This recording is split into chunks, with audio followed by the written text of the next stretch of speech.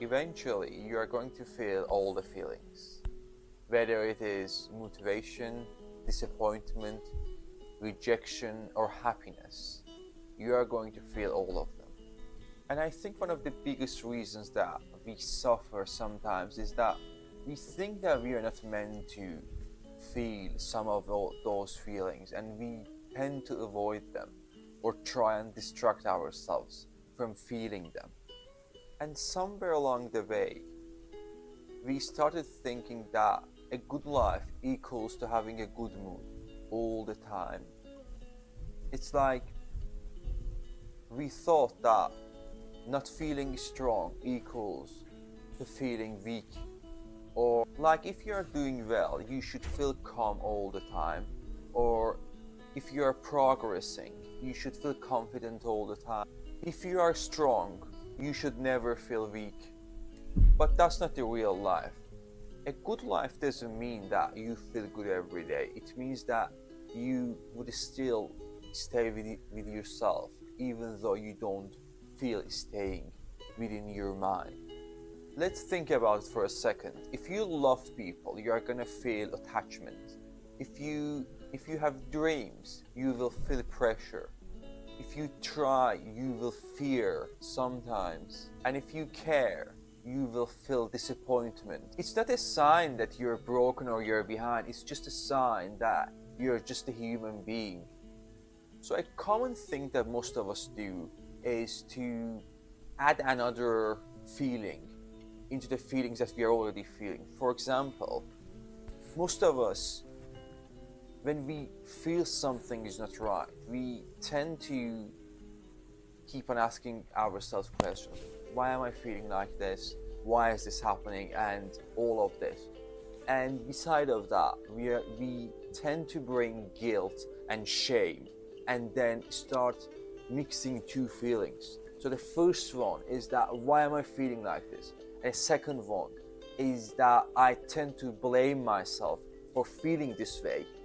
And in most of the cases, it's the second feeling that starts hurting us rather than the first one, because first one is just an information. It just exists to notify or tell us something. It's like your phone when you receive various notifications and then you decide to open them notifications or kind of close the tabs, just ignore the notifications or go into your setting and close it.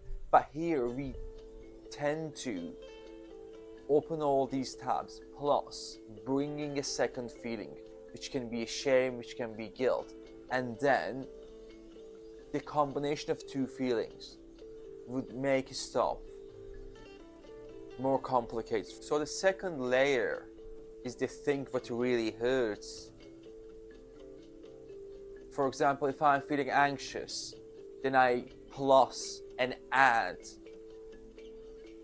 the word weak, and then I try to tell myself, oh, since I feel anxious, I'm a weak person. But that's not the reality. And something that I've learned recently is that most of these thoughts are not truths. They're not a prediction of the future. It's just sometimes you're just exhausted, or sometimes you're just tired, and you tend to have negative thoughts, or you tend to have all them spirals in your head and in your mind, and they really don't tell you anything about you or anything about the reality.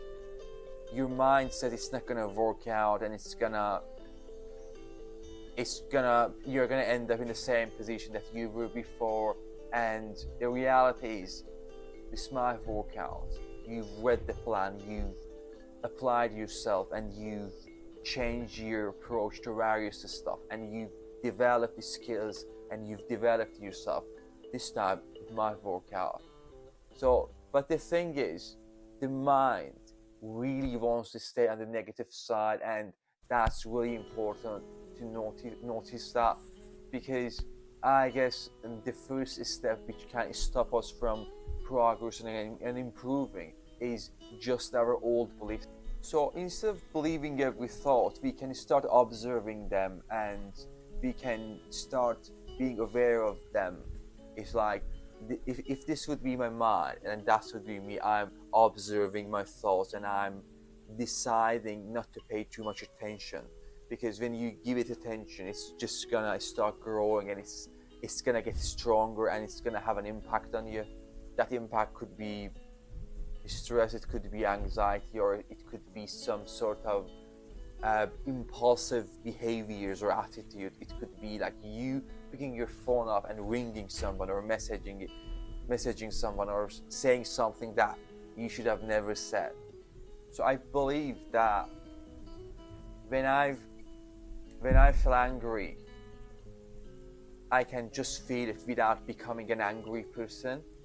And if I just absorb it and let it pass, it's gonna pass. But if I try and fight with it, it's gonna stay for longer.